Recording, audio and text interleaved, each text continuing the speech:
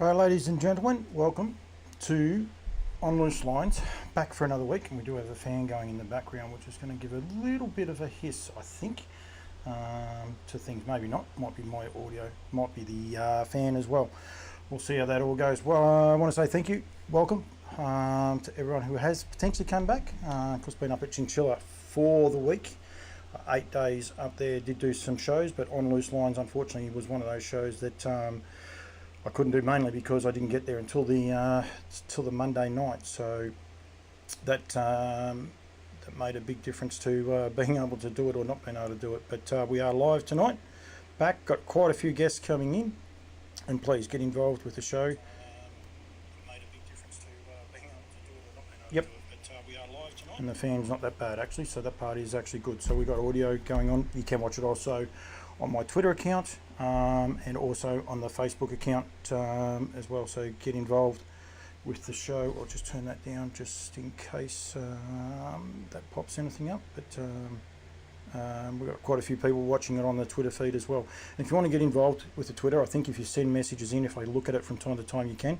Pretty sure you can comment on there the same as what you do on any other commenting page going through there. And then also on the YouTube feed, I will be checking that from time to time as well. So we'll make sure we keep across all of those platforms so that people can see and can keep up with everything that's going on. Get involved. There's nothing off the table. I want people to be involved. I want people to have some fun and get involved in the show any way you can. I'm just making sure my YouTube feed, no, it is definitely working, so we're good to go. So yep, if you're watching on the YouTube feed, please feel free to send some comments in as well. I left one of the tools over there, but that's okay. We'll get away with these guys because it is Derby Day and Redwood Day coming up. Got to look after a couple of my sponsors. Got plenty of sponsors to look up, but we will catch up with in a minute. Jason Lee will be one of the first guests we're going to get on. I was hoping to get Glenn Hunter on, but I was reliably informed. I need something for my hats underneath. Oh, my hats are up the back. I was reliably informed by one Hugh Cathles that I've got no chance of him answering a phone, and at the minute, Hughie definitely seems to have been proven right. So yeah, must say huge and a big thank you to all of my sponsors and all my supporters. Of course, we're full blown into breeding season, and we want to make sure that everyone is looking after each and every one of these studs for me and for the industry. Woodland Stud, of course, standing, Bettor's Delight, Down by the Seaside, Lather Up, Speeding Spur, Sweet Lou, and What the Hell in Australia and New Zealand. Now, American Ideal is fully booked and gone, even though they were frozen semen. And of course, Sweet Lou is fully booked here in Australia. But get in touch with the team at woodlandstud.co.nz for all of your details there. The team from Harass to Trotters. Got too many hats happening here. Their stay-in roster is there. We look forward to doing some things. Of course, major sponsor of the Victorian Trotters Derby with EL Titan, a classic connection, and always ready, available here in Victoria. They're all Vic. Oh, sorry, actually, that's a lie. Used to me. So EL Titan, always ready and used to me, standing here, and they're Vic Bred eligible. Classic connection, an important update with him. He is actually eligible for New Zealand sire stakes as well as Queensland sire stakes. So if you breed in New Zealand, you can pay that horse up for that. He will still be Q-bred eligible. So pretty important part there. On a Streak, only available in New Zealand. He, of course, the Breeders' Crown winner. It's Breeders' Crown week in North America. And then you can see the frozen semen horses down there as well, with Back of the Neck only available here in Australia, Equine D, and the 100% producer, Orlando Vici, of course the sire of Just Believe, but so many other horses as well going forward. So make sure you get in touch with the team at arastatrotters.com.au. Should have these up underneath actually. I should have had the tickers going underneath, I'm pretty sure. Yeah, I'll go and do that. So yep, .com.au, and click the site to the to go to there for that one there. I haven't got one done for Aldebaran Park, so I'll get into trouble by that. Wingate Farms, Jake Stockton, I called in there the other day. He's got some great bookings happening. You can see his phone number there, 0428 527 998. The Evergreen Tintin in America just continues to leave winners.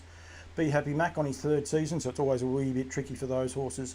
And then his two newsstands, Father Nuno, full brother to Captain Treacherous, and then Fast as the Wind, a trotting sire by Cantab Hall, also New South Wales eligible. So get in touch with Jake and the crew there, and you can go from there. And then Aldebaran Park, of course, their Rosses here with Dancing in the Dark, available in Australia and New Zealand. I've got to do it this way, I think is the best way to do it, because he's available there. You can see the prices there, 4-4 or 4-6 chilled semen. Sky Valley, only available here in Australia, and service fee of $2,000 including GST. And then Aldebaran Eagle, who is only available in New Zealand, and of course the sire of Gatesy's Gem this week, amongst others, 3,450 GST, pay on live foal, frozen semen only, but that is also just in New Zealand. We've got plenty of other stuff coming on as well. Don't even know what hat I've got on. Who am I interviewing? Paddy Lee. So yeah, we'll go from there. We've got Paddy Lee coming. Mickey Bellman had a great weekend as well. We also have Mark Barton's going to join us. Hopefully Jackson Barby from the Maryborough Harness Racing Club. I held out all the time to try and get Gatesy's Gem for Duncan and for the Redwood, and we'll touch on the Redwood in a minute with Paddy, but didn't happen. So we will go into the mode of going there with the Harasta Trotters and that. We've got Zach Steenhouse, Luke Ralph, and 10 others. The best stand-in photographer going around. He's been taking some nice photos out in the open. What do they call those things? Lukey, you better tell me what they are. I've actually forgotten what those things are called. But anyway, portraits. Yeah, going from there. Righto. Let's get Paddy Lee on for a start, and we'll hopefully we should get him. Not sure if it's ringing.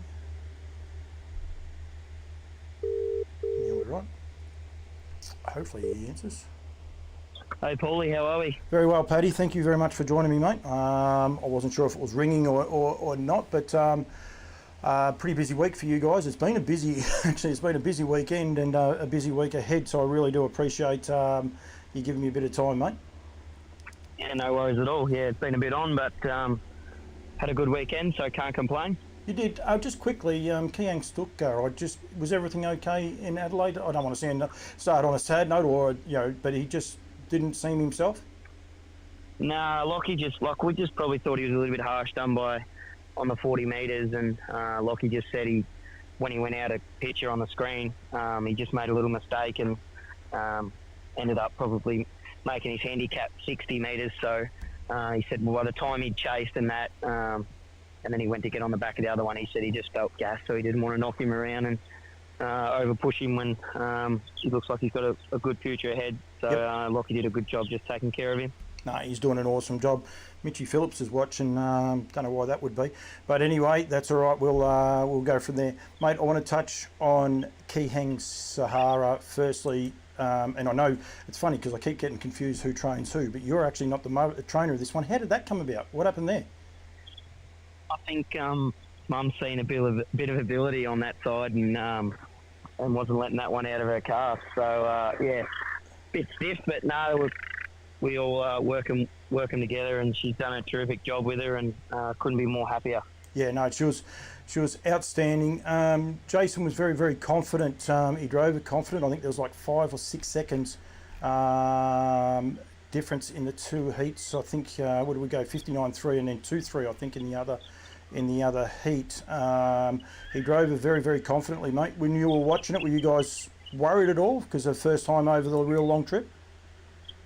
We knew when the barrier draws come out with Mr. Blightside being drawn inside her.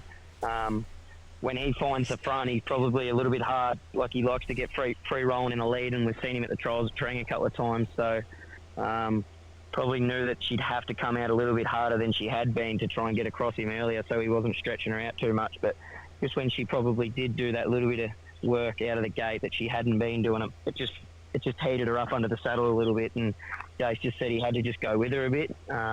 So ideally, over the trip, we don't really want to be running a gate like that, but just circumstances on Sunday just meant that she had to come across to get ahead of him so that she wasn't first over and having to do more work than she needed to be. She sort of Jason didn't look worried. Did he say that she was pulling, or he was just sort of working with her? he just wanted to work with her. He didn't want to try and gasp her air off or anything like that. And just he said he found her comfortable in a rhythm, so he sort of just went with her. And then up the straight, he said he just looked after her. Didn't want to get into her too much or anything like that, knowing that she's been racing consistently each week, and she's got a final next week and hopefully still a trip to New Zealand. I just got it on there, the last 400 metres. I hope they move that MediaTek truck next week. I hope they don't bar on the weekend. But yeah, Jace just sat there on the turn, and she's got some nice horses behind her chasing, with plenty of ability. Group 1, there's at least one Group 1 winner there behind, and I think Violet Stanford will win a Group 1 very, very shortly as well. But she found the line beautifully, ran the bend nicely. Did she pull up well, mate?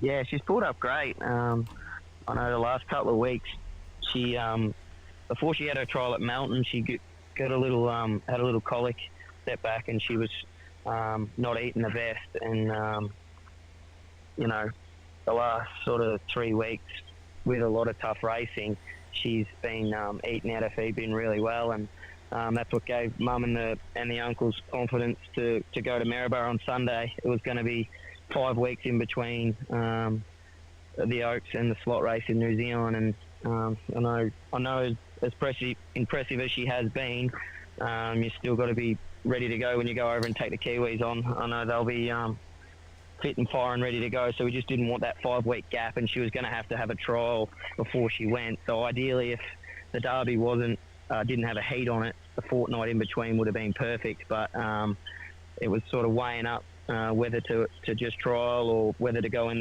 the fillies race on Sunday. And then it came to be that she was eating up and she seemed fit and healthy, and she's only just been ticking over during the week pretty steady and coming to her runs really well. So it thought it was a bit of a no-brainer not to go and take them on.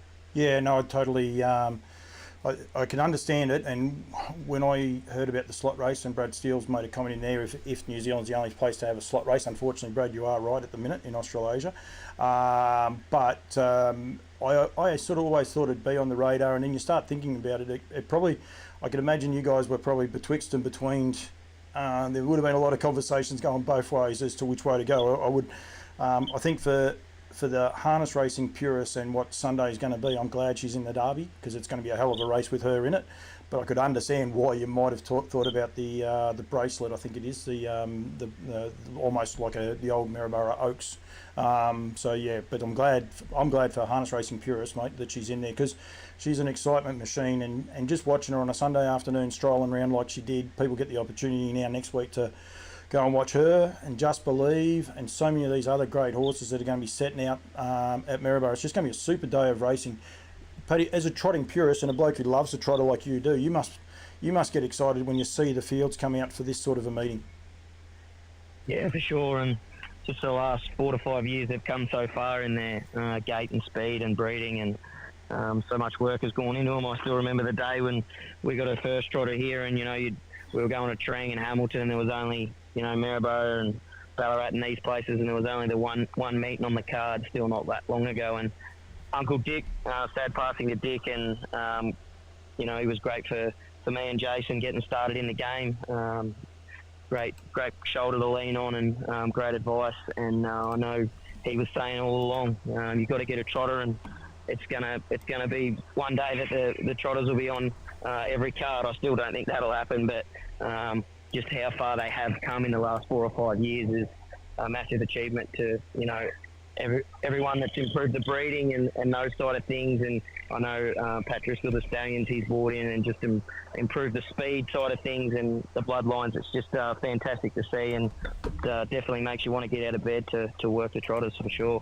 Yeah, I totally agree with that, and from my point of view, I just love it because they come from anywhere, these winners, and then you see, well, not the odd wee filly anymore, but I remember a couple of years ago, Milesy's filly rocking with attitude. She won 2 Oaks and 2 Derbies, and then actually 3 Oaks she ended up, and you're thinking, geez, that's a good filly. That was on the back of Queen Alida. You've now got your fillies coming through. You've got Gatesy's Gems and these sorts of horses coming through as 2-year-olds. The fillies and the boys and what they offer, that's the other part. They're equal. We could end up very soon at the sales, people paying more for the fillies. simply because the fillies seem to be just getting better and better. Yeah, for sure. And I'm pretty sure at the time Miles's service fee would have only been a couple of grand, and Yep. To get a horse like that, it's terrific, and he's done a terrific job as a stallion as well. Yeah, but even Volstead, I think he was only 3.5 at the time in the end, because they couldn't get the books to him. People weren't keen to go to him, so Pat just basically put him down about $3,500, and I think a lot of people got to be aware of that. You know, a lot of these Volstead horses that are going out and doing what they're doing are off the back of a $3,500 service fee, which is just amazing now. And I'm sure Pat probably wishes he might have said, I'll take 1% of your estate money or something like that right at the minute. Would have been a better deal. The other mare, Gillaby Ballerini, she looked like she was good. Paddy in the other heat just maybe got a little bit too hot mid-race. Yeah, she sort of settled with a head on the chest early, and then they were just going that slow. He had to make his move around, but I just think when they buzzed up from the 800, she sort of wanted to get going a little bit as well. But I still sort of thought she was going to run second till the 150 metre mark, and just the 2600 took toll, and having to do that little bit extra work just made her fade late. But same sort of thing. She's sort of only just been ticking along during the week, and she probably just got away from us a little bit, that one. She's a pretty well good, she's a good doer, and she hasn't done a lot of work during the week and have been racing week to week, and sometimes they could just sneak away from you, and I think she had a little bit, but she's got a good career ahead of her, and she's done a good job to date. So can't complain with the way she went as well, and she was also taking on the boys as well, so can't complain. She's a bloody good filly, actually, isn't she? Like, I think people need to sit up and have a look at her record. I mean, she's run second to this other filly a couple of times. She does plenty of work, and you aren't scared to take on the boys with her either. I mean, she's a ripper. Yeah, well, the hard part is sort of all our Group 1 races are sort of squished all in 8 weeks. So it's difficult to try and place them and also look after them at the same time. It'd be nice if they were sort of spread out over a bit more of the full year that we do have, and that way we can also attack all the races and also try and look after them as well as you can for longevity in the future. But hopefully something might change over the coming time. But yeah, she's a lovely filly and done a super job, and it's just a pity that you go and run into a filly like Kiang Zahara. Like, I'm sure that she might have been able to sneak one of those Group 1s if she wasn't chasing her home every time. Could be worse, mate. You could be one of the other stables that's running into Kiang Zahara. You take Nathan Jack with Violet Stanford, and things along those lines. I mean, and that's the thing. It's just such a great crop of horses. It's an amazing day. You guys got a very, very strong hand if you take them all. It's ridiculous. I had this race up just before. The Maryborough Cup field, Paddy, is outstanding. I don't know if you've had a chance to have a look at it, but you guys got Aldebaran Virat, Kiang Chucky, and also Imperial Monarch in it. But when you've got a horse like Just Believe going around, but look at the other horses: RC Phoenix, Harry Stamper, I'm Ready Jet. That's just a terrific. Mufasa Metro, I'll get into trouble. Olivici, who was outstanding 2 weeks ago. Parisian Artiste and Queen Elida. I mean, that's a magic field of horses, isn't it? Yeah, I did have a chance to have a little look at that earlier, and it's a pretty strong race, jam packed. But that's sort of the level that those 3 horses are at now.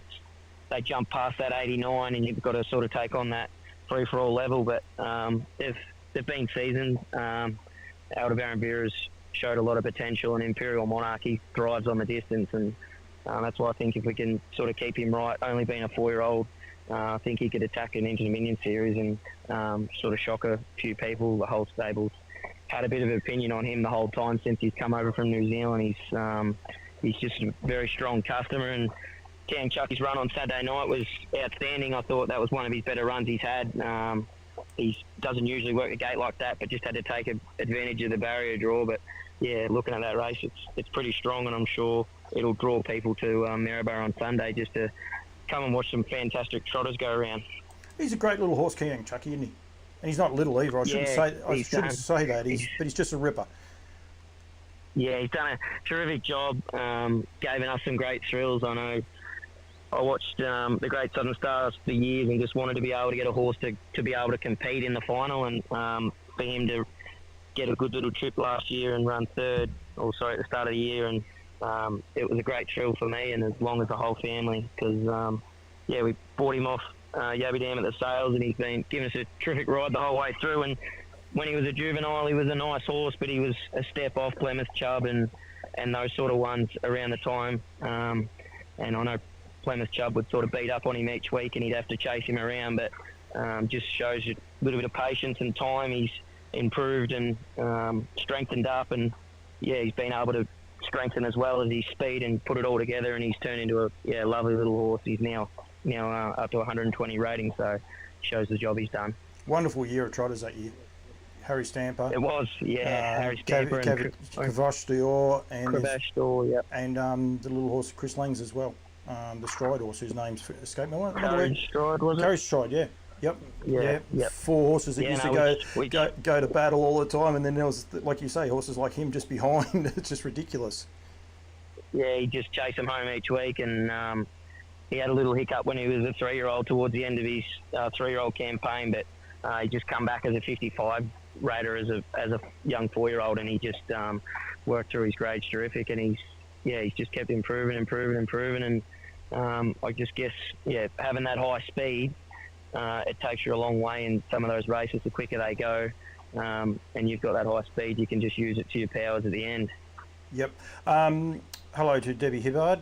That's Daniel's mum. Daniel's calling Shep Trots tonight, I think. Greyhounds. Little also want to ask you about Jace Kiang Gucci. Sorry. I love this. I love her speed, and she's got. But it was interesting talking to Glennie Craven. She's taken a little while for you to work out now that she's got up in her grades on how to drive her. Is that basically what I got out of Glenn?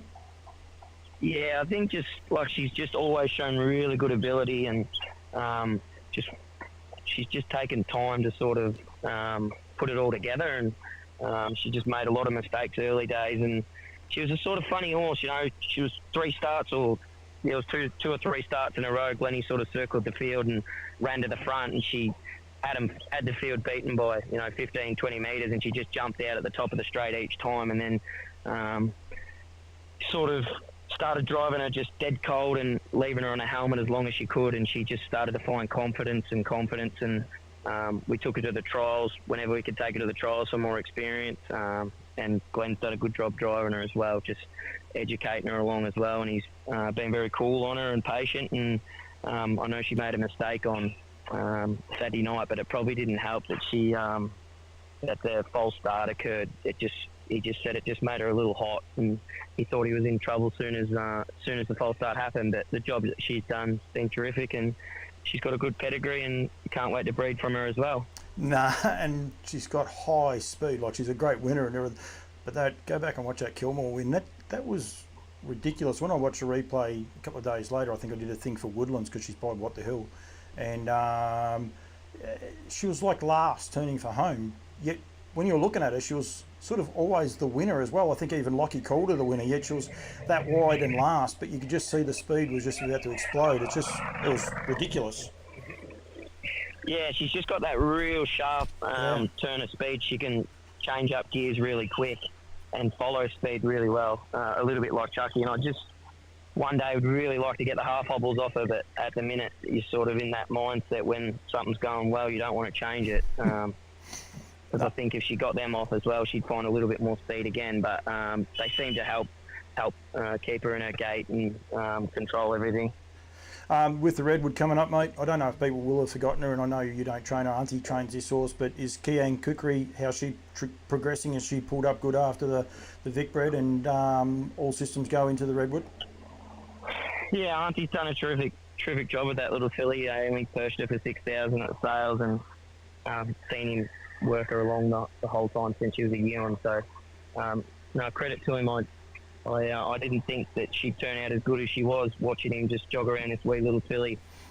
When she was a year on, I sort of didn't think much of her, but she just improved. And another thing, she's a sensible little filly and has good gate speed. And I know he said that he sort of had her a little bit underdone going into Saturday night's race, just because she's been up for a long time, and he just wanted to have her cherry ripe for Sunday's meeting. Yeah. All right. Well, good luck to Auntie, and well done to him driving his second winner as well. at Hamilton last week. It might have flown under the radar for a few people, but I think it was about 5 years in between, wasn't it? Yeah, he keeps telling us he's a very good driver, but I think I try and tell him he's stressed, and he's a high stressful man. He likes to make sure everything's going right. I just said to him, if you can control that stress, we might need to duck him in a bucket of cold water before he goes out on the track just to relax him. But no, it was terrific. He drove it well, and he got the Vic Bred bonus that he was chasing as well before the end of the year. So I said to him, take as many Vic Bred bonuses off him before they take it off us. So glad to get another one off him. I will say it's worth going back. And what was the horse's name? I haven't got him. I know it was by Elderbaron Eagle, actually, another one of Duncan Stallions, but I can't remember the name of the horse. King Brandy. Brandy, that's right, yeah. And but done an awesome job up the straight, because she's got a lot to learn, because she wasn't faultless up the straight, but just, for a bloke who hasn't driven a winner for 5 years, and I would say cops a fair bit of ribbon from you guys at home, he drove it a treat. He didn't panic. Like he was patient and just waited for the horse's action to come back, and when it came back, he gave her a bit more rein, and away she went. So I thought it was a gun drive. I think I'm on Arnie's side. I think you guys are a bit hard on him. Yeah, he was just sitting there doing his Finland wolf whistle, and he said he's in control when he's got that going. So he did a terrific job. No, very good. Paddy, thanks for joining me, mate. It's the Redwood Derby Day, Elderbaron Park and Arasta Trotters, great supporters of the Trotters, and I know you've been great supporters of both studs as well. The support you've got from them both. Good luck to the whole family with Sahara, Ballerini, the guys in the Cup, the whole field, mate. You've got an enormous field, so I will be there with the camera, so you won't get away. Someone won't get away without an interview. But I think it's just going to be a terrific day of racing on Sunday. Wish you all the best, mate. No worries, thanks, Paulie, and good luck to the Maryborough Trotting Club on Sunday. Terrific day, and great for everyone to be involved in. So I hope it all goes well for them. Just quickly, Paddy, your thoughts on moving the Trotters Cup to this same day? Like on paper, it looks like it's complemented. Yep. Your thoughts on it? Yeah, loved it. Been hoping they'd do that for a few years now. That's the only thing I reckon that had been missing on Red Day was just our top class trotters competing on the day, and I think it's great, and also being a mobile start too, it makes more attractable to see a horse like Just Believe on the day, as long as the 2-year-olds and the 3-year-olds being there. So I think all thumbs up, and it's a great thing for the sport. I believe there's been a bit of conjecture that it's a mobile, but you guys are happy? Oh, I just think if it's a stand and you got Just Believe off a handicap and some of those other better horses, they might just wait. He's heading to New Zealand, he might wait, and I know if he's heading to New Zealand, he might have waited and just ran in a free for all the next week, not wanting to give the front markers a big handicap. So I think to see the best horses on show, you make it a mobile and have them all competing, and they're all there to watch the Derby and the Redwood. So you get the best horses there on the day, and I think they've done the right thing on the day. There's plenty of other cups that are standing starts for horses to chase off the handicap, but I think on a day like that, they've made the right call. Yeah, I agree, mate. I totally agree. And when you look at the field, they're justified in it. So I do love stands. I want stands back in pacing races because they can give us diversity. But I think on a day like this, when the other Group 1 is a standing start, I think we have to be practical about the what we're putting out there as well. Paddy, I could talk to you all day. Jason Lee was on watching, so don't worry. You haven't got away without anything. Probably the rest of them have been on, and I haven't seen them, mate. But thanks for joining me. I really appreciate it. And as I said, you are a team effort. It's not one person or anyone behind the scenes. So good luck to the Kiang and Lavargue group. Hopefully you guys have a very, very good Sunday and plenty of winners, because I know there'll be plenty of good interviews after that, because you guys do have a bit of fun. So thank you very much, mate. No worries. Thanks, Paulie. Thanks, mate. It's Paddy Lee there. Of course, they've got a huge team of horses going around. The Volstead fillies are flying. Nellie Melby, you are spot on. They are going terrific everywhere there as well. Now, I've got Jackson Barby. He's just in a meeting and he hasn't got back to me just yet. So, there was another race on. What hat am I going to put on? I've got the Nutrien one. We've got Barton coming on in a little while. I sort of like this new setup. It's easy because I don't have to worry about microphones and things along those lines. Look after my Woodland sponsors, and as I said, don't forget the sponsors who look after me that help make a lot of these things work. I was meant to show this one. I don't know if Joe Page is on just yet, but Joe, if you are watching, mate, here's another new hat alert too. The Chinchilla Camp Draft. Absolutely sensational, and that is a huge hat. It's a ripping hat. It's the dirty colour on the back. I reckon it's outstanding with the leather in the front. It'll go up on the back wall with all my other hats. Thank you to everyone who combines. There are about another 40 to 50 sitting over there that I've got to try and do something. I might try and do something through here. I don't know. Just got to work it out a little bit. But we keep trying to straighten things up because used to me standing, he's at Golden Valley over there alongside EL Titan. We actually got an EL Titan file just the other day. So we're wrapped in that little boy, Max. And then down by the seaside, of course, this is actually the Woodlands calendar. Can't get the bottom part of it in. Oh, it's been pinned down, but that is actually, well, you can see the October just there in front of the computer. So that is a great calendar, actually. So make sure you get in, it's a calendar, so get involved with that as well. Plenty of people watching online as we went through most of those. We're going to try, we'll go reverse here. It doesn't always work when you have plenty of people. We're going to go see if I can get hold of one Michael Bellman. Then I'm going to find some results before I get to it, but we'll get there. I am live. Just thought I'd let you know. You always get nervous when you ring me. I get nervous when I ring a lot of people. Don't you? Don't worry about that. It's not mutually exclusive to yourself. So but I keep forgetting. I've got to remind people that that we are live. Otherwise, it definitely could get a little bit tricky from time to time. I've got to try and find that one to change your name. You're not Paddy Lee, but we will sort that part out in a second. It'll be fine. Firstly, mate, thanks for joining me. No worries, mate. How did you go today at Maryborough? Sorry, at Maryborough, at Yarra Glen. Yarra Glen, I was part of the James Irvison show where he put on a clinic with 6 winners in 7th grade. Do you share the car with him? No, I'm not sharing the car with him. He said we could fit in line. He's gone and bought a Ram, has he? He's gone and bought a Ram just as he can lay it on the back seat and fit it in. He's like the camel on the roof for it today. I reckon he's got the head out through the sunroof. It was quite funny. I know you're mates with him, so you're not going to mind after taking the mickey out of him there a week or two ago either. You won't mind it too much. But I'm just going to get these fields up just to see where he's at. When I interviewed him mid-year, he was hoping to get to 250. He thought 250 would be achievable, and I said, why don't you aim at 300? And he's like, he said 250 would be nice. 283, he's going to smash 300. Just ridiculous, isn't it, what he's done this last 3-4 months? He's had an unbelievable run, and he's driving better than I've ever seen him drive. And the old saying, success breeds success, and he's been on the stick at the minute. Yeah, you're giving that big head a bit more of stuff to highlight. That's for sure. I was polite in what I said. I was actually going to say something, and I realised I'm live, and I can't say that. Marie always worries when I'm live. Don't worry when you're live. She worries when I'm live as well. I can get into trouble. Saturday night, mate, you snuck over to Globe Derby. A lot of people actually snuck over to Globe Derby. Just for starters, it wasn't smooth sailing for all the interstate raiders, that's for sure. The South Australians, they got more prize money, things are on the improve, and their stock are a lot better too, aren't they, Mick? Yeah, well, there was a fair few of us went over, and Scotty Ewan had a nice get. Aaron Dunn had a mixed bag, and Tess could just run second all night. So, they're not by any means pushover by going over there. And to their credit, they're doing a great job, and they're raising the stakes. They're looking, they'll probably surpass us before. There'll be a lot of people knowing the way across there, which it is funny.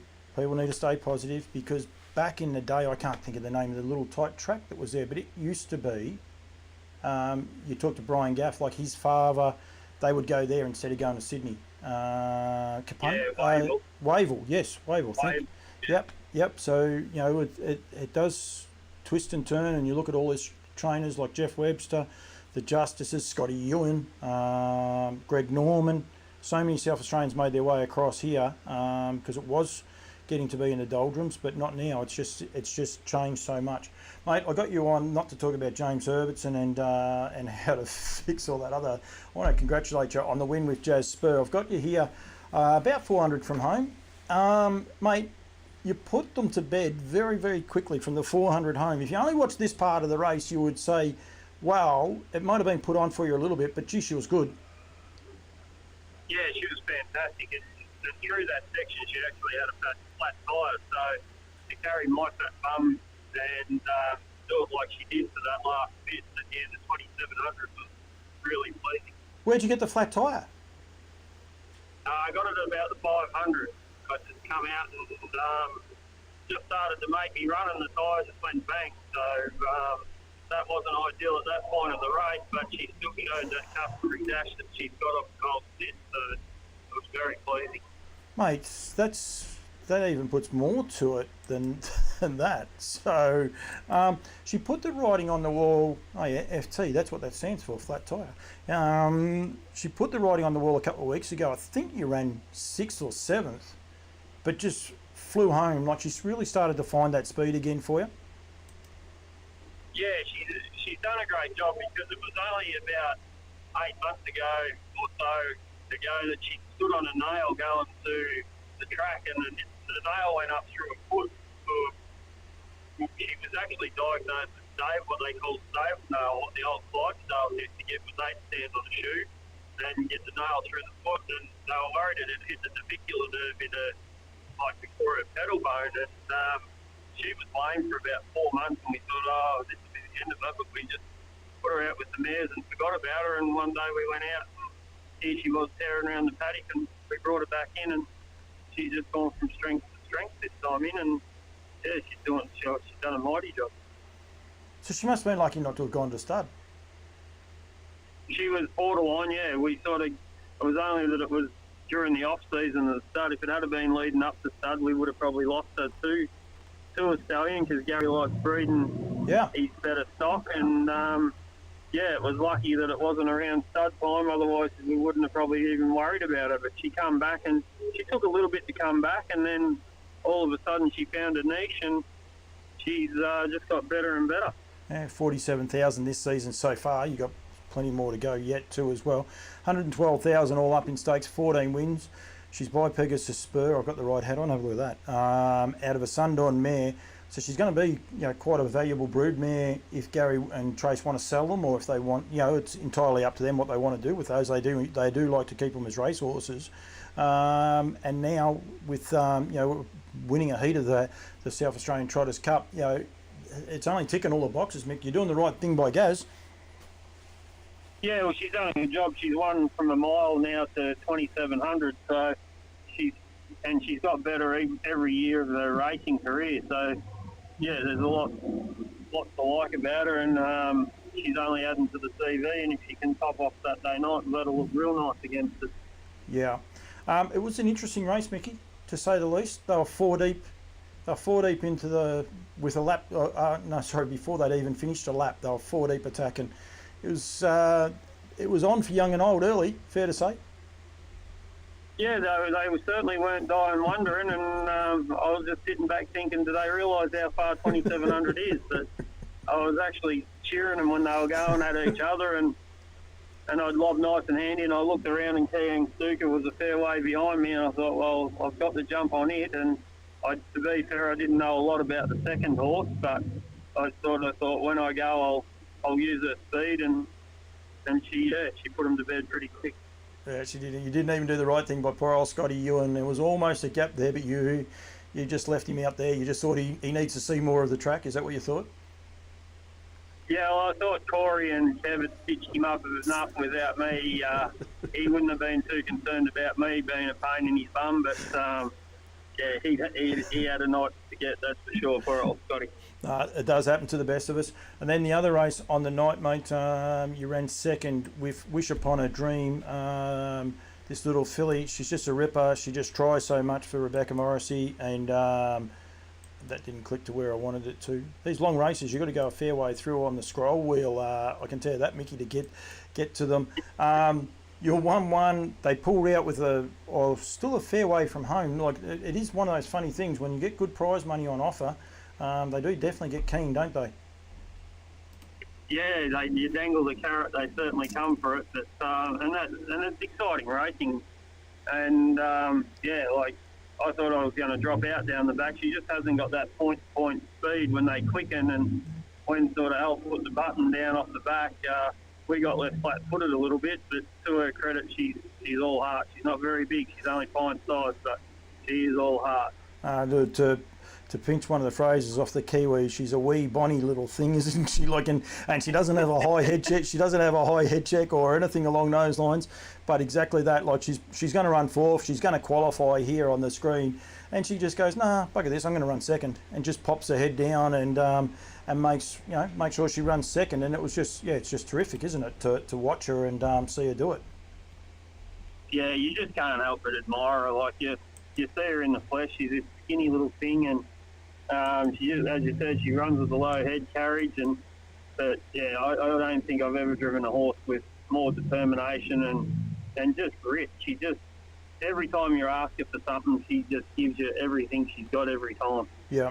And I just looked at her, 93,000. Like she's not far off, that $100,000 barrier as well, which is still one of the more important ones I think, as well as wins. But it's always stood the test of time.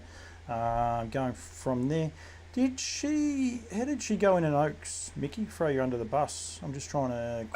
She won a Group 2. She won the Lunar Lass early days. Yep, that's right. And then she was always a little bit of run below those better ones. She made most of the finals and all the good races and just lacked that high speed. But as she's got older and she's been able to get back out over the distance, that's where she showed her true form, because when the others are getting tired, she's doing her best work. And I said to Beck the other night, she would actually be more suited to Jasper's seat than the one she was in, because they ran along and she wouldn't have had to worry about trying to wind up. Yeah. But anyway, she's in it. So you head back. The final will suit her. Well, it should be speed on, that's for sure. Although, you never know, because a few of the guys finished out the back. But she's going to be in it. I just think it's great little weekend that you managed to have too. And as I said, there was quite a few sneak over, but it is not that easy just to go across there and win. I think Andy had a winner, Sam had two, Sammy Barker, Emma Clayton had one, and Aaron Dunn had a winner. But there was plenty of stiff competition over there from the locals as well. So it was a good night of racing and good night of trotting. That's probably flown under the radar a bit, Mickey. Yeah, it's probably because they've changed the time slot. It used to be run in January, but they've moved it. And, but still, all in all, it's a good concept to have heats into the final. It makes it for a more interesting series, that's for sure, because you would have expected the likes of Bulletproof Boy and Hot Deal to qualify for the final of the Cup, and I think most of them missed out. And then you've got the likes of Key and Stuka and Meadow Valley and that didn't make it for the trotters and that as well. So it evens things up, that's for sure. And it's going to be an interesting night of racing Saturday night. Is that the race? Shawnee McNulty's horse, I can't think of his name. He's already qualified for that. Travel Bug. He qualified winning the... he won the Kapunda Cup at Gawler. Kapunda Cup he won, Yeah. So... pretty. So there's going to be quite a few Victorians. There'll be plenty of people. I just had a look. The noms aren't out, or if they, I don't think the fields are out, are they? No, they wouldn't be out yet. No, they're not done. I think South Australia are the opposite to us, and even more opposite than New South Wales, because New South Wales have theirs up early as well. Will you take anyone else back over, Mickey, or? No, just probably Wish Upon Dream and Jasper. Shawnee McNulty is going to take. He's going to take Into the Harkness and Redbank Molly with Old Colin Travel Bug. Yep. So and then I think the other Victorians will be heading back over as well. So it'll be a busy weekend. It will be Redwood Friday and Redwood Sunday. So it's going to be a busy one. You'll do both.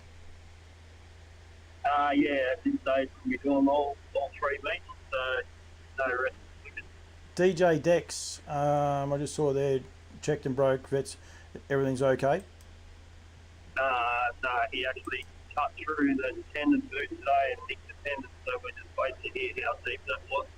It was a bad day, actually. Kristen O'Hare had one going through the tendon in the first and yelled, so you don't very often see it, but to have two in one day, it feels a small, actually. Thoughts out to Kari Miles and Chris Finozio, you said, did you?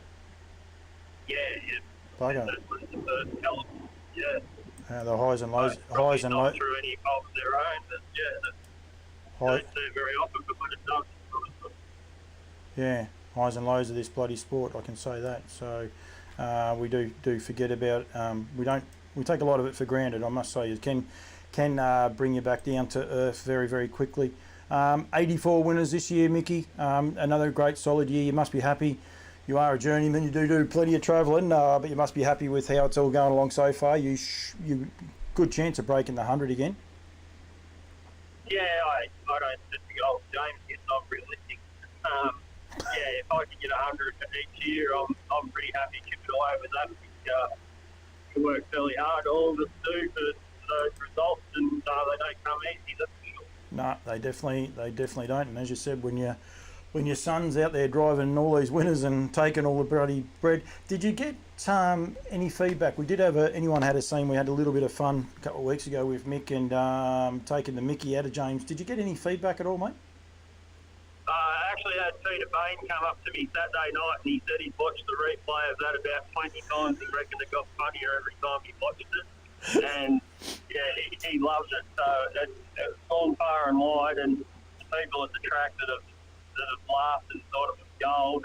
And when he driven 5 today, as I was walking out, I said, I called it grand final day. He was doing the drive for 5, but he ended up with 6.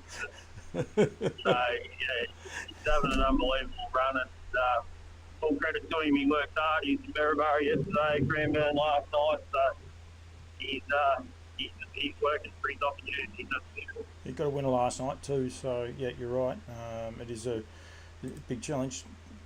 I hope he stayed in Cranbourne or somewhere like that and drove across the Yarra Glen. I hope he didn't go back home and then back again. But anyway, we won't worry too much about that. He might have stayed his halfway house at Bellman. Yeah, but Tassie was on.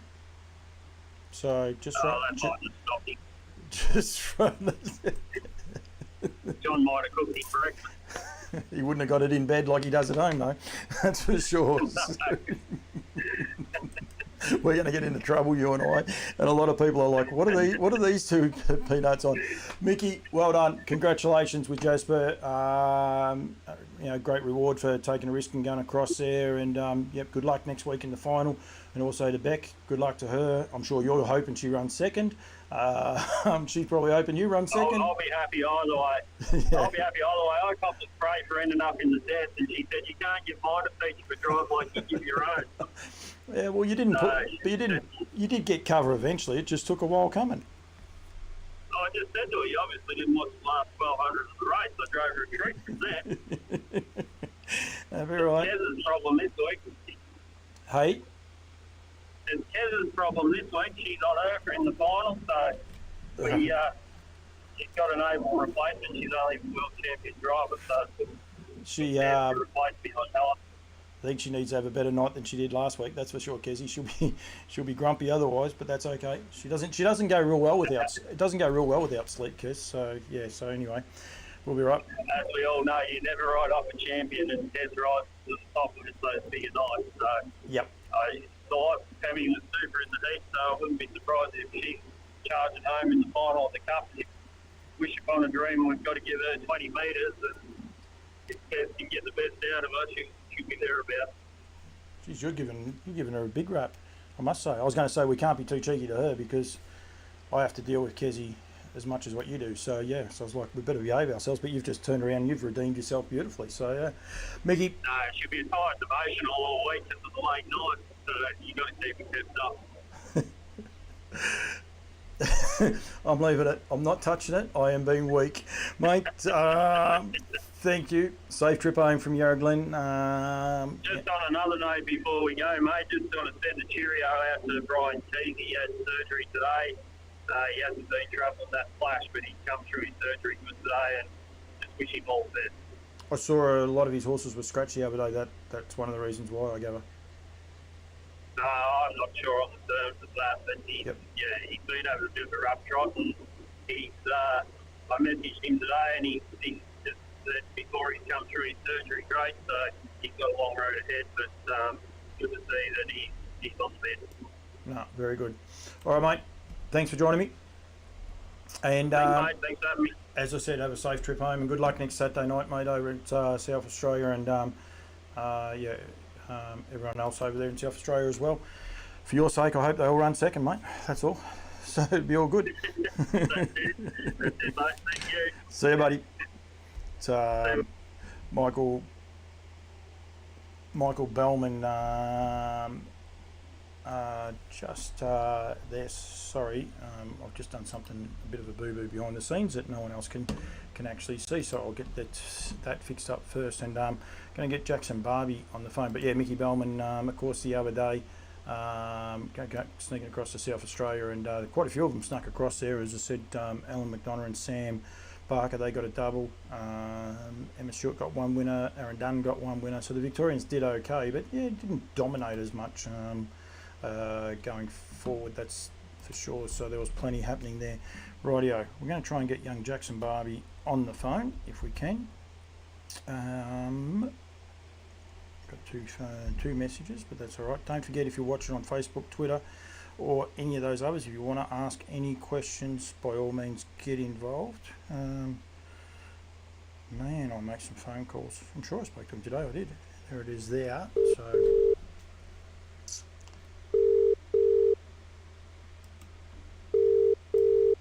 hopefully he answers. G'day, Paul. How you going? Very well, Jackson. How are you, my friend? Yeah, good, thanks. That's good. I'll just got to get you up and your name, and I've got to get the surname finished on the surname. But thank you very much for joining me. Of course, are you the general manager at Maryborough? What's your official title there? It is general manager. Yeah. I didn't mean that in a nasty way. I wasn't sure, and I was like, I better not call you something that you're not, because you can get into a lot of trouble, mate. I have a lot of trouble. I wear a couple of hats. I wear quite a few hats, and of course this weekend is the Harasta Trotters Victorian Derby, but also the Aldebaran Park Redwood Carnival. Plus you've got your cup on for Bendigo Bank, and quite a few others going through as well. I've seen the noms. I spoke to Paddy Lee there before, and I'll actually bring them up here in a minute. But geez, as a club, you must be blown away by the field, mate, or the fields that have assembled, and the quality of trotters you're going to have on this massive all trotting day on Sunday. Oh, absolutely. And I guess the bottom line is, and that's what Redwood's all about, promoting the trotter. So to have the fields that we have got coming on the day to Maryborough, to regional Victoria, it's just fantastic. And I mean, it's a credit to, there was a bit of work that we did this year to move the program around and change a few things up, and I think it's just paid off in spades. So I mean, full credit to the committee for their initiative in doing it, and also obviously the support from our major sponsor, Aldebaran Park, and then HRV, the consultation with them too. I think really it's not only a success story for our club already, and the weekend's not only here, but it's also a success story for the industry. Very, very well said. Yeah, I do get frustrated on a few things, and you're right. This is an industry winner, because here's your cup field. I've got the cup field there in front of us, and you've got the superstar. Yep. Some people are starting to say, he's the best. Well, he's always been the best. Well, not always, but lately he's been the best since Lyell Creek. And then now there's the questions getting asked about, is he better than Lyell Creek or not? And you have him in this field. But then you've got horses like Olivici that, ran into a head last start. Up and comers like RC Phoenix, Harry Stamper, I'm Ready Jet champion mares, Kiang Chucky, Mufasa Metro. It's the whole field. I forgot Queen Alita. I forgot the whole field, to be honest. It is a cracking field of horses assembled on what isn't a cracking field of trotting days, an all trotting day. It's just, this is going to complement these other two races so well. Oh, absolutely. And, we're hoping that it'll create a lot of excitement and that people will want to be trackside, because I reckon it'll be a bloody ripping race. When you've got a field like that, you'd want to be standing trackside to watch all the action, I'd say. So, yeah, as I say, hopefully people are as excited as what we are, and the weather holds out for us, and we can really put on a big show. Wouldn't it be good if you could have a Calcutta before barrier draws come out? Because I tell you, that would make a fair bit of intrigue, that field, if you ran a little Calcutta prior to the fields being drawn. I reckon it'd be a bit of fun, actually. You know, well, it's actually, I mean, this year we've got the trivia night on the Friday night, which has been popular in itself. But, it's been a conversation around our club table for sure to get looking at doing a Calcutta before the Redwood, and including that in the carnival, possibly in years to come. I think it would be a popular thing to do. Yeah, no, it would be, and I'll tell you something where I was just the other day about that in a minute before we finish, about what you can do with these things as well going forward. But the rest of the field is rest of the meeting is outstanding. Your noms are big. I'm just slowly scrolling across there for people. I will get down to our two main races in a minute. But just magic numbers of horses. I think there was 127 trotters nominated for the day. Plus you've got trots on Friday, so there'll be another raft of them there. And it's a day with a lot of intrigue, like the Majestic Sun at Alabar, Matchmaker Mile. I don't wear one of those hats because I just don't have one of those hats, and that's okay. But more than happy to promote them. We can get you a hat. I've got a hat probably, but I have to wear. I only wear the ones that I get told to wear, so that there's a little bit there. But I mean, quality trotters, and well handicapped, I reckon. There, it's the old T1 to about a T6 race. So there's your good mares, but not necessarily the dead set champion mares. If you had it opened up, it might have detracted a little bit, because you would have had a couple of those mares that are in the cup. That may have made their way into that. That's going to be a really even field and a quality field of horses. The EL Titan had harassed the trotters, and we've got an EL Titan foal out the back. It was only bought in the other day. So we talk about horses like Just Believe, and there's so many other great trotters going around. You've got this super filly, Kiang Sahara, stepping out, and it's just, you've got this great field, Jackson. You must be pinching yourself a little bit. You guys as a committee have taken a punt to change things up, and you've got this field here with trotters headed up by this champion little filly. Oh, absolutely, and I think that's been the conversations that we've had today, seeing the nominations. That yes, we did take a risk with what we did, but you've got to pat yourself on the back when you have a success like this. That was a conversation with the guys from the committee. As a club, we should be proud that we've really boosted and reignited the excitement around the Redwood Carnival this year. I mean, who couldn't get excited about fields like that? So, I know change is scary, and change is something that's not always popular, but sometimes, if you can just trust in the process, and believe that the people who are involved have the best, not only the best interest of the club, but the best interest of the industry at heart, and especially the trotting gate, then you can get a success story like this. So, it's not only fantastic for us, the club, it's fantastic for trotting, and Maryborough has always been a big promoter of the trotter. So to see this result is something we're very proud of. Yeah, it's not the only race you moved. I held on this race here, the Aldebaran Park Gold Bracelet. Traditionally used to be run on the Friday of the Redwood Carnival. It's another, so this is like it's almost your Phillies Oaks, if you like. And it was interesting that you may have had Kiang Zahara in this race if they hadn't chose to go for the Derby. So I'm sure a lot of the people in this race are happy that that's happened. But again, just to make this race meeting a bumper meeting. So hats off to everyone there. Another 3-year-old maiden trot just there. But then we've got the Aldebaran Park Redwood Classic. Oh, I've had the wrong hat on. Oh, I'll change over to Pat's hat now. Bugger, I didn't realise I had the wrong. It doesn't matter too much because they're both great sponsors. But again, a full field. You're going to have a full field of 2-year-old trotters going for a Group 1 glory. You've got terrific horses. Gatesy's Gem's just an absolute jet. only been beaten to once so far, but Carla Pixie's won her last 2, and I wouldn't be surprised she's won her last 2. Just Brent Lilly knows the importance of having winning form, so you don't get balloted out of this race like he took it to Ararat. And then I think she won at Kilmore as well during the week. And I wouldn't be surprised if that's why they actually did this. They chose to make sure that she has some good form. And then even a horse like Enchafor for Greg Sugars found the line terrific on Saturday night, just gone behind Gatesy's Gem. So another really, really good field. Oh yeah, absolutely.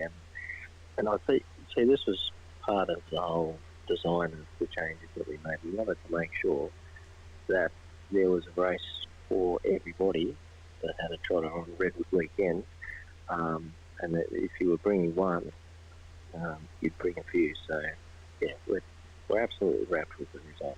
It's come together really well, and as I say, all we've just got to do now is hope that it excites people as much as it excites us, and we get people there trackside, and hopefully the weather holds out for us, and we really put on a ripper show. But I mean, all eyes. The good thing is that all eyes will be on not only on the club and on the trotters, but on the industry for the day. Hopefully we can attract with 2 Group 1s and a Group 3 and over $250,000 prize money on offer. Hopefully we can attract all eyes from the punters on our industry for the day. Yep. Just very quickly, the last race there, the Victorian Square Trotters Association, or the VSTA Valet, Dick Lee. Well done to whoever made sure that race was put on, because obviously Dickie Lee was one of the instigators, as well as there was quite a few people to make the Redwood Carnival what it actually is. So well done to that. Jackson, one word or 2 words I love hearing come out of you all the time there is the industry. You guys have embraced your day, a Wednesday. You've been trying a few things there with that, working with HRV. You've had 2 Sundays in a row now, but around this carnival. So working within the industry, with the industry to promote it, and be able to, I suppose, as you say, put on a show, put on a spectacle early on in the summer to make people, get people up and about and get people excited, if you like, about what this industry does have. There's enough naysayers, there's enough negative Nellies out there. We just got to get behind and embrace this bloody great sport and this great gate. Oh, absolutely. I think, obviously we're in a great time of transition in the sport, and I think it's now a time more than ever for us all to come together and celebrate our successes, because that's how you attract other people to the sport. Yep. If you're at a station, if I can use, I'm a bit of a train man. If you're at the train station as a punter or as a general person in the community, and there's 2 trains in front of you, and somebody says, that train's buggered, it's had its glory days, don't get on that train. Well, obviously you're not going to get on it. If you say, come jump on this one, we're all excited about where it's going. You'll have people around you, it's a family environment. Well, which train are you going to get on? So I think if we're positive, we'll bring people with us. So hopefully this weekend is a positive story for the industry. Mate, I've got to get you on this show more often. I think we need to be aware that, we're having state cuts, things, but we can manipulate things. When I say manipulate, I mean that in the true sense of the word, not in an evil way. You guys manipulated your meetings to get your Trotters Cup on this day, and then to be able to boost 2 Group 1s, the Victorian Trotters Derby for harassed trotters, and the Aldebaran Park Redwood. Are both Group 1 races, which they lost that status last year. I don't think the Victorian Derby did. I think it kept it last year, did it not? Yeah, that was still Group 1 last year, but Redwood was not.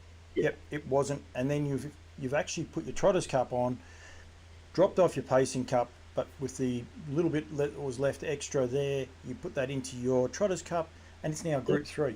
So you've got a Group 3 Trotters Cup on the same day as what you've got 2 Group 1s. It's just brilliant. I think well done to you guys. No, I appreciate that, and it was hope that this would be the result. So to get this result, it's a great reward for the effort that's been put into it. So hopefully, I don't know, it may be the first. Redwood was always sort of a unique event and a first. So hopefully this is the first in the industry, and you never know, other clubs or other events, or even HRV could possibly see it. And if it's a success, maybe this is something we can have a look at doing ourselves. Yeah, well, I got told one the other day, and I'm not going to run with it just yet, but I'll tell you, it's pretty cool actually. If it just manipulate a few things, change a few things going forward, it would mean probably 4 clubs working together, which hopefully we could do, and be a great way to start off a new racing season. But anyway, we'll worry about that one on a night where I don't have as much content as what I've got. Jackson, there's always plenty going on. What have you guys got planned? You got racing on Friday? Yeah, we've got the Redwood Remembrance Day on Friday. Plenty happening on that day. And then we've got the big dinner dance Saturday night, so that's actually sold out. I got asked for another 10 tickets today, so I don't know where we can squeeze them, but we'll try and squeeze them in. Well done. No, well done though. That's so you've got. That's a week out. You're not asking for extra people. You are actually full, and that's it. You can't take any more. Yeah, no. Oh, it's a great result. I mean, it was a great night last year, so tickets have just been flying. And then, of course, the big day on Sunday. There's plenty happening with the. We've got some great sponsors behind us with the passions on the field too, in terms of off-field activities. Obviously, plenty to do for the kids and pony trots, punters club, and all that sort of stuff will be happening. So there'll be sort of something for everyone on the day. I want to make it a real family day out. Yeah, no, that's exactly what we want. Before I get on to what I was going to get onto, I've got to go to this one. Oh no, it's sort of there. You can't see it there. This is your Memorial Day, the Ralph Ford Memorial. Keith and Elaine Angus, Elf and Glad Leach, Max Leach, Colin and Dot Redwood, Memorial Trotters Handicap, Elf Simons, John Ashby, John Walter, and Alistair McLean. Again, another gentleman that's just passed just recently, a lover of the trotter as well. Brilliant, some of those names. There's a few people there I did know very well. There's a few people I knew of, but I was a young bloke who probably didn't respect them enough, and they've since passed, but you guys still remember them, and go from there. And we probably need to get a few things out so people know who these guys are, I suppose, and understand it, because unfortunately there's quite a few that probably don't know who they are.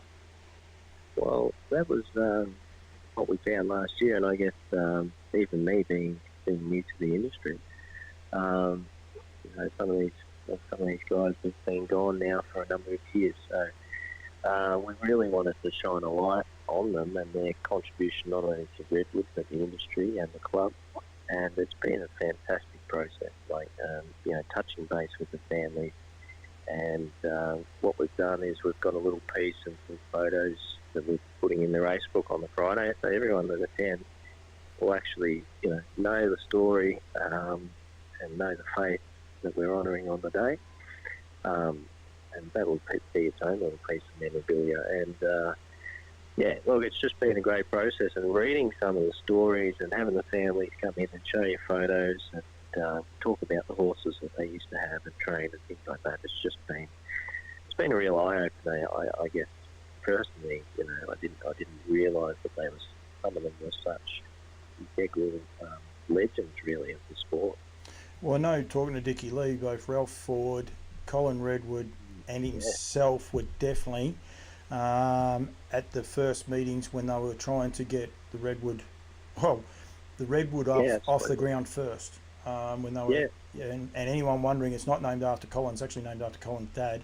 But that was the name, and they were the gentlemen really trying to push it, I suppose, to get it out there. So I think it's well done and hats off. So there are some real fitting. I think one of the leeches, but I don't want to say the wrong thing, but I'm pretty sure one of the leeches was there as well. But I will get into trouble.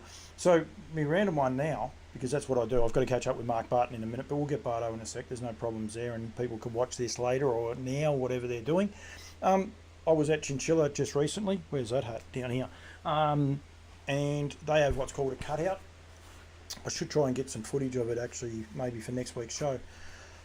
But they have a Calcutta for the cutout. And anyone who wonders how a Calcutta goes, basically you buy the horse you think can win. So if you think the horse can win, you buy it, and then basically you can win a percentage back. So I think generally what they'll do is 50-50, and depending on what they're doing, if it's a fundraiser, they'll keep the other 50. But if it's like a lot of Calcuttas, they'll give to certain charities going through. Yeah, there was a couple of, unfortunately, 2 incidents. One with the club president actually up there, one of his children's suffering, and then there was a local girl as well that's having troubles. So they effectively had the Calcutta, they had 12 horses to have this Calcutta, and people buy the horses, and then 50% of that stake goes to the 2 families, and I think they divided that in 50-50, and people put in and they buy the horses and all the rest. But then it's this little bit of fun, and I think our industry does so many things so well, but I do reckon there is a place for Calcuttas, because Calcuttas, a lot of people think, oh, you know, they'd go out of their way to buy Just Believe. That's fine. They definitely can go out of their way to buy Just Believe, but if we did it beforehand, you never know. But they are definitely an opportunity there to do some really, really good for, you know, maybe someone we know, or, you know, someone in the industry, or someone in the community. You know, like it's a word that you guys over there use a lot as well, Jackson. Give back to that local community. So you never know. Maybe one in the Redwood might be better than the Cup, but then your Cup people know the horses. I don't know, but food for thought for you, mate. Going forward next year. No, it's something that we're pretty keen to check out and have a look into. I think it would be a real popular addition to the weekend. Yeah. Well, a little side note on the one that I went to. I'm pretty sure the people who won actually, and I think they won $7,000-8,000, something like that. They actually gave the money to the charity. So they bought. Yeah, okay. They bought the horse. I think they kept the money that it cost them to buy the horse, and what was left over, they gave to the charity. So they didn't lose any money. They just didn't make it. They just didn't make any. They just give it all away, which is pretty awesome. So yeah, you see some real good in people when you do things like that. And again, back to you, like what you were saying there before, mate. There is so many good people in this industry, and they need to be the ones driving the trains, and we need everyone else following along and hitch their ride, pull their socks up, and have a crack. Yeah, that's right. Time to jump on the train and let's move forward. Yep, absolutely, mate. Good luck. I'll be there. You better clear a space for me in the office. I'll set up in the office, because I'll struggle to find anywhere else. But I will definitely be there with my bells on Sunday morning for what's going to be a fabulous meeting. I think roughly about 12:40. I think the first race through to about 6 o'clock, or just prior to 6. So not going to be a long day. Some of the best trotters you're going to see going around into one spot for the year. So we want everyone to get there and be there. Absolutely. Definitely don't miss out on this one. No, absolutely, Jack. Thank you so much, mate. I appreciate you having a busy day, a busy week. Really do appreciate you giving me a bit of time, mate. No, that's all right. Appreciate the call, and lovely to chat as always. We'll see you on Sunday. You'll see me. See you, mate. All right, thanks for that. We'll catch you later. Jackson Barby there from the Maryborough Harness Racing Club. Terrific young man, and as you heard him say there a few times, he is about the industry and putting back into the industry on what's going to be a massive trotting day. Rightio, let's see if I can get my last guest. He is likely to say to me, I'll call you in 5. Because he does that to you, everyone. It turns out it's not mutually exclusive. You don't have to worry one bit about that. But let's see if we can get him. I haven't changed chats.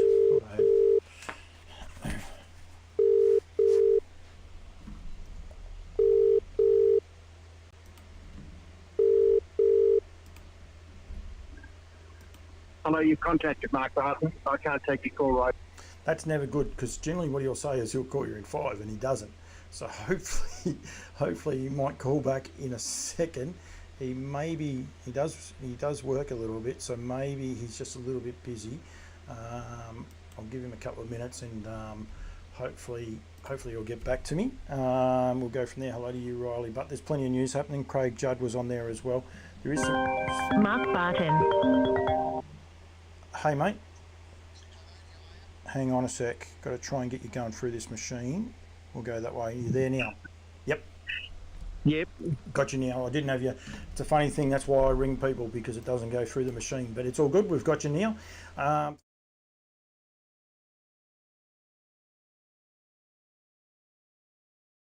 There'll be no audio. Sorry about that. I hit the wrong button, but we are back. I just got to do this way. Firstly, mate, thank you for joining me. I apologise for being a bit late. No, that's all right. I'm actually sitting on a horse, mate. So I just jumped off a horse, to be honest. Very good. I suppose it is that time of year. It is a bit hard knowing when to do these shows, but I'm going to continue staying at 6 o'clock because that way then I have a bit of a life as well. If I do them later, you end up going all night. So going from there. Mate, wanted to touch base with you. There's a few things happening at the minute through Nutrien.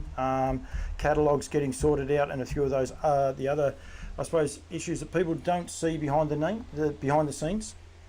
Yeah, look, mate, it's a big job. There's 600 odd horses to get catalogued, and pedigrees, and Sydney and Melbourne particularly, to make sure we can stable them with preparers. And yeah, that's a Alan Parker's working very hard to get them finished at the moment. But I think the good thing about it, particularly stabling, you start to get a feel for what you got in your catalogue for the season. So that's exciting. And you look at where the numbers are. We're about 200 Sydney, and we're about 164 or 5, I reckon, now Melbourne. Yep, very, very good. They're good numbers, actually. Before we get too far off, we must say Bathurst are still open just as we speak, but only until the end of this month, the 31st of October. So we want people to be aware of that. Yeah, I reckon I think we'll actually extend into November, because we have had to turn a few horses away, and we will go into end of November, I reckon, for those, mate. So if you've got a horse that you're still not sure what to do, we can still take them into Bathurst. Like at the moment we've got probably 30 or 40 horses in the catalogue, but I'd expect we would get somewhere. I wouldn't mind betting we get close to 100 this season. Wow, that's and that's an estimate, obviously, but just based on there's a few Melbourne and Sydney horses that have just said, look, they probably like to get that little bit. They're going to send the top. Some of their top to all 3 sales, even some Sydney, some Melbourne, and it's going to be a really nice lineup at Bathurst this year, I reckon, mate. Yeah, and we've got to make sure people are aware too that to make a weekend of that, because it is actually going to be on their gold final weekend, so they'll be racing on the Saturday night and the sale will be on the Sunday. Yes. I actually just thought of something then, but anyway, we're going to have our skates on setting that arena up, aren't we? The parade ring. But that's okay. Yeah, look, I think it's a good idea. Like we said, one other chat we've had. We've got an event or something on with every sale this year. So you've got we've actually made a change in Tasmania, where we're going to actually go to the same complex that the Magic Millions use. So we're going to go the week after the Thoroughbred down there with Racing Tasmania, and a catalogue that's around 30 odd strong, up from about 18 or 20 last year, which is just a nice little catalogue on the 1st of March, so this time. Yep. Then you go to Brisbane, you've got those 2 days of those driver slots.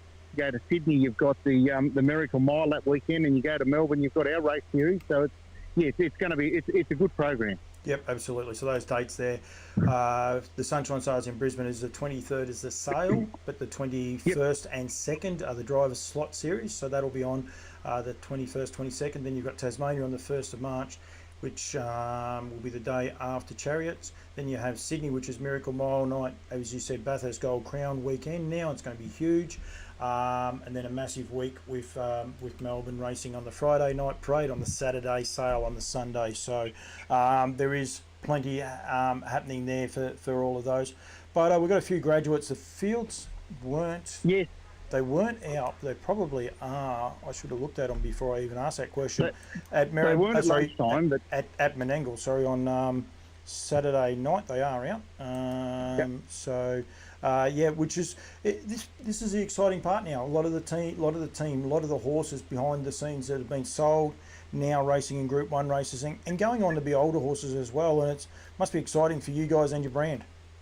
Oh, absolutely, mate. Look, I was able to see a few horses. I went past Menangle on Tuesday, and we saw a few horses actually go round, and of all manner. And I guess call them graduates still. Like my Ultimate Barney, I saw him do his work up there the other day.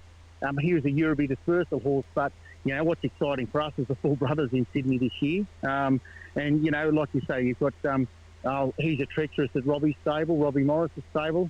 He's in the final. No, it's exciting for us. We've actually got our little Stay Hungry filly's made the final two, the 2-year-old, which she was obviously a Sunshine Stars purchase. So It's, there's quite a few of the horses out of the Nutrien sales that are coming round and proving to be nice horses.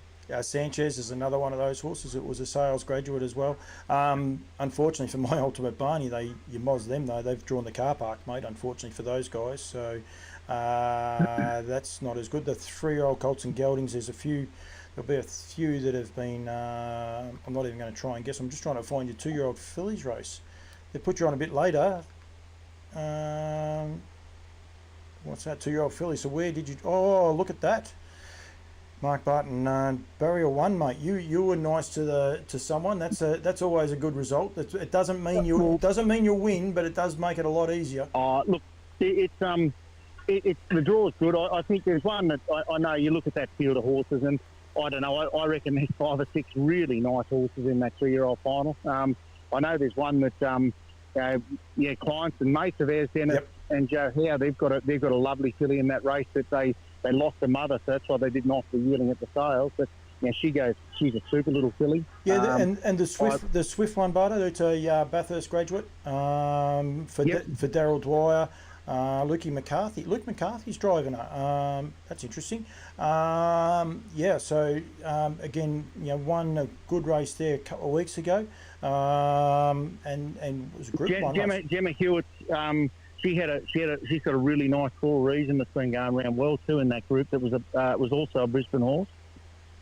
Oh yeah, Lady Dior, the Lady Dior. Dior. Yep. Yeah, no, we ran second to her the other day, and I think she went 52-4 or something at Menangle. So like she's got a, and I think she finished in a really strong heat or semi-final there. In amongst there was 4 of them, you could throw a blanket over there the other day. So it's interesting, and like I say, you've got Barney. He's proved to be a lovely horse, and I think that's the other thing. You see some of these ones that do well, and it's great to see the next generation coming through too. Yeah, I'll tell you one thing I just noticed then, though, Ludacris, who ran second in the inaugural Nutrien final, actually, for 2-year-old fillies. She's going around in the last for the 4-year-old mares. You've got Jackie Gibson with one in there. I keep smiling. There'll be plenty of others. I don't mean to be a disservice, but I'm just going off my noggin. But it's just great to see a filly like Ludacris, who was, that initial sale at Melbourne. She was a graduate out of that. She went to Menangle. She's won $170,000 in stakes. Only the 6 wins, but she's won $170,000 in stakes. So, been a terrific filly for everyone involved with her, Bardo. And that's what you want to. It's just good to get them to the races, but then if you can get a wins, even better. But it's great to hear horses that make it to 4, so they've stayed sound. They've built up on them, and they've got the connections have got to return. And I think it's also equally important when you look at the owners that have got that mare line to see those mares get the chance to shine as a brood mare when those horses. We're talking about it with one of the owners the other day about how much effort goes into breeding one, but to see one to actually get the group status, like to race in a group race for one, but to win a group race must be very rewarding for everyone, particularly the breeder.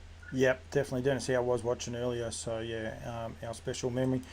Dennis has had his troubles this year, and it'd be nice for him to win a nice race. I don't think too many people would begrudge him at the minute, that's for sure, the run he's having, so it'd be a nice little result. Bardo, I won't hold you much longer. You still got a bit of daylight, so you can still be able to do a little bit more work out there, and you need to do a bit of work. You need to, tell me. I'm on my last one, mate. Don't worry. But the boys have ridden, and but Christy, she's rolling around on one at the moment. So we've actually got a draft in or just out of Barnawaka, so northern New South Wales. But I'll actually be selling a few rams, so I'll miss the first run of it. But I'm riding my colt, so she'll actually take a ride on him on the weekend, and the ladies in the novice. So. Well, I can tell you now that actually means there'll be a win there. So I'm going to. He's had 7 finals in 8 runs, so he's going nice. So it might just be the jockey's the only thing holding him back. Random question. I was at Chinchilla the other day. Do you call them jockeys, riders? What do you call them? The blokes on the back? Oh no, the riders. Just riders. I think or trainers depend. Sometimes you'll have a horse. If you've got a horse ridden by someone being paid to ride, and they do tend to get called trainers. But it's always a rider change in our sport. You'll be happy to know at one stage I called one a driver. I think I called him a driver and a good steer, and I said there was three. When I listened back to it later on, I was like, oh my God, no one complained, but yeah. I get called a driver a lot when I go no good, and they know I can drive the truck. That's the only reason I get called a driver. She's a great sport camp driver. I will say I recommend to people to get out if you ever see one close by. I did interviewed Ken Bolton the other day. He's 75 years young, from South Gippsland. He makes a trip every year to Queensland, Chinchilla. Loves it. Yep. The only thing he does... They're an exceptionally talented family. His daughter's all very good. His son's very, very good. His son's actually president of the Gippsland at the moment, Gippsland Association, but then son-in-law's won 2 Gold Cups, and it just goes on. What do they say? If you had a select sires for the select sires for one that can breed winners, I reckon you'd probably get Kenny Bolton to make select sires. I was told when I got there by the Queenslanders I wasn't allowed to interview any Victorians. And when they started notching up the big scores, I was loving it. It was actually a lot of fun. But he's 75. Terry Hall's 74 and a half. There was a couple of other gentlemen that didn't tell their age. I'm not sure if they were older or younger, but they're within the ballpark anyway. It's a bloody good sport for that, like keeping people young. You put the mocker on one of the nicest Victorians in the sport, in Mark Ruff, wasn't he averaging 89 until you put the mocker on him, and he never had a score since, did he? I didn't do that. I actually interviewed him and talked about one run where he had a 91, and it's one of the big 3 Chinchilla, and you'll attest to that, Bardo. There's some very big drafts, but it is one of the big 3. And Ruffy dearly wants to win it, and I don't think I've got any chance. He's a bit shy as it is. I don't think I've got a hope in hell of getting an interview next year unless he wins it, I would say.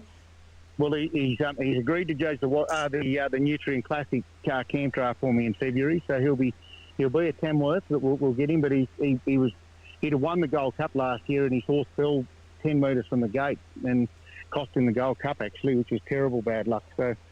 Like I say, there's no one more highly regarded or respected than Ruffy. He's a champion. He missed the gate the same year. He missed the gate. So anyone wondering, there's 2 pegs. He put the beast through the gate, but he couldn't get his horse through the gate at Chinchilla the week before as well. It's the rub of the green, as they say, Bardo. It can be very cruel, can't it? Yeah.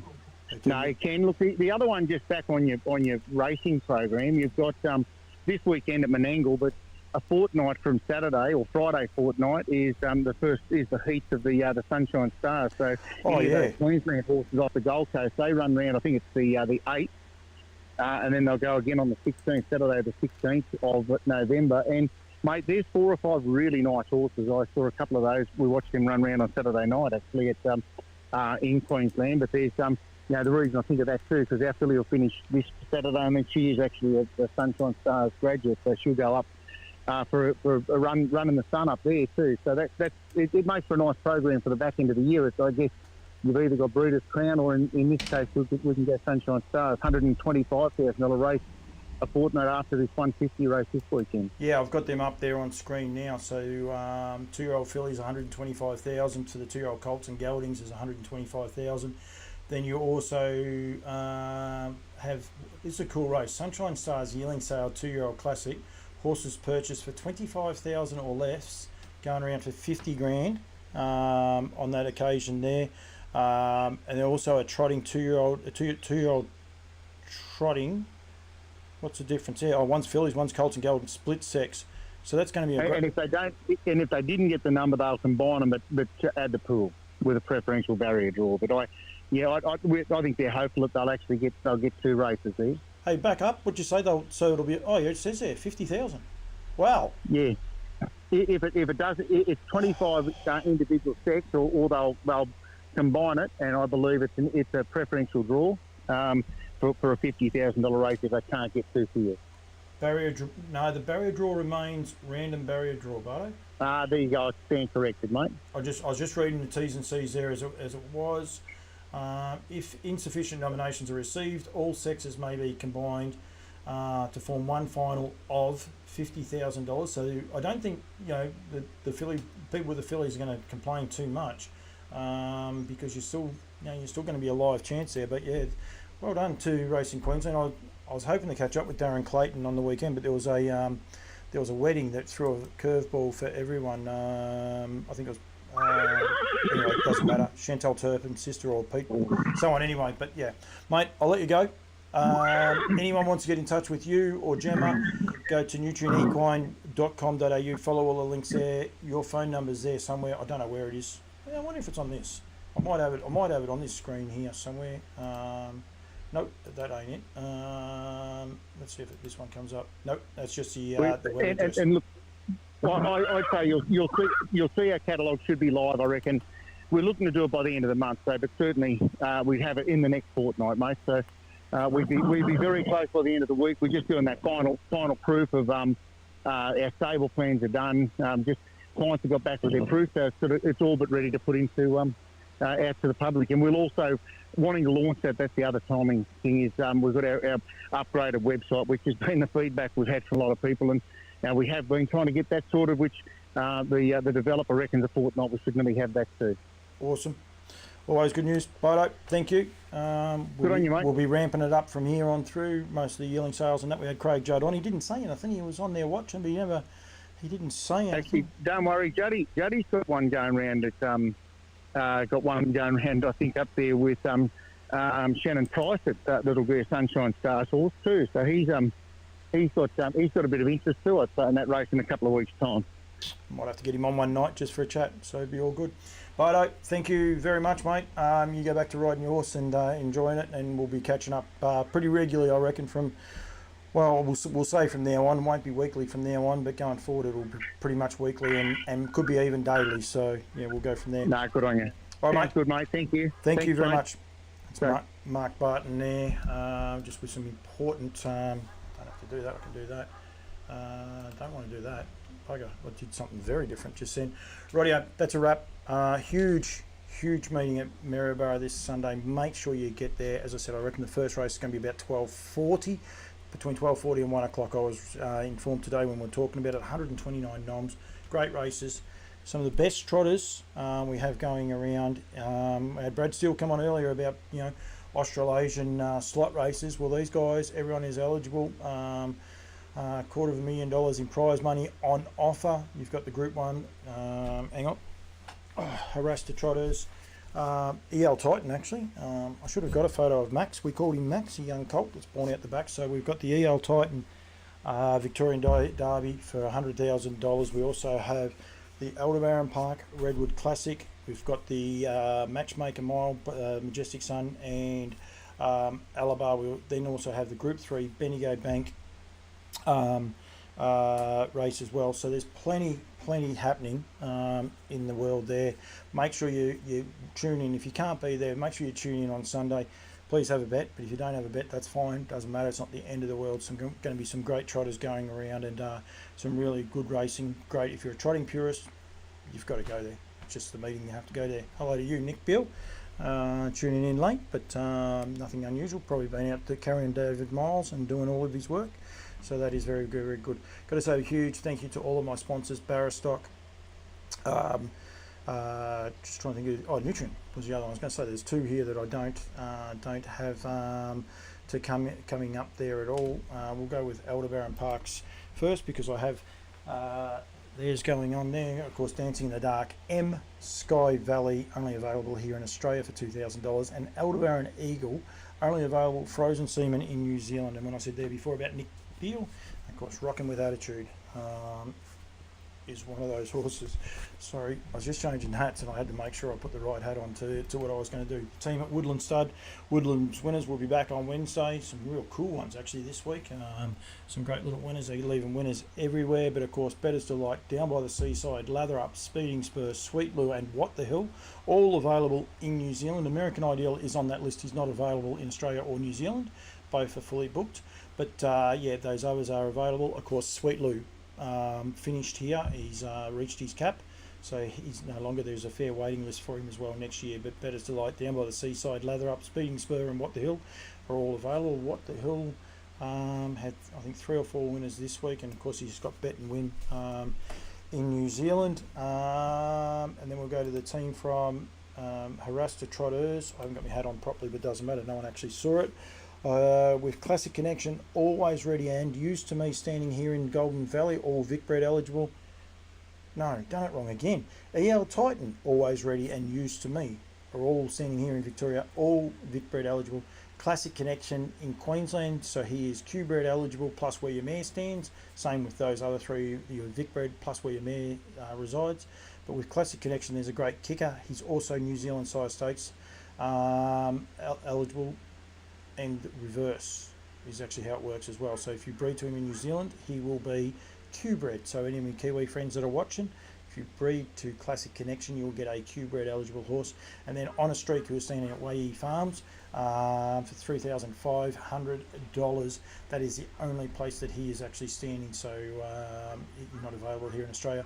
Frozen Seaman for EL Titan and Classic Connection, not available here in Australia, but in New Zealand. Back of the Neck, only available here in Australia. And then Ikari D, and also Orlando Vici, the sire of Just Believe, Olivici, Adele, so many. He's a 100% producer, so yeah, make sure you go from there. And then also Wingate Farms with Father Nuno, Fast as a Wind, Tintin in America, and Be Happy Mac. Jake Stockton's phone number's there. Get in touch with him. Yep, he's supported Campbell's comments. We've got behind him and helping him with his stand through this stud season. So please give Jake a call as well. Thank you to everyone who's tuned in. Been a big show. We've had plenty of guests on talking harness racing, positive harness racing. That's all we're going to do. Got some random ideas coming forward, and we'll continue to change what we do. But I really appreciate people coming on, people getting involved, and we will see you all next Monday night for On Loose Lines. We'll definitely be covering off on a lot of the trotters with so much trotting action, but who knows what else we'll be covering off as well. So thank you to everyone who's tuned in and watch, and we will see you all next Monday night from 6 o'clock.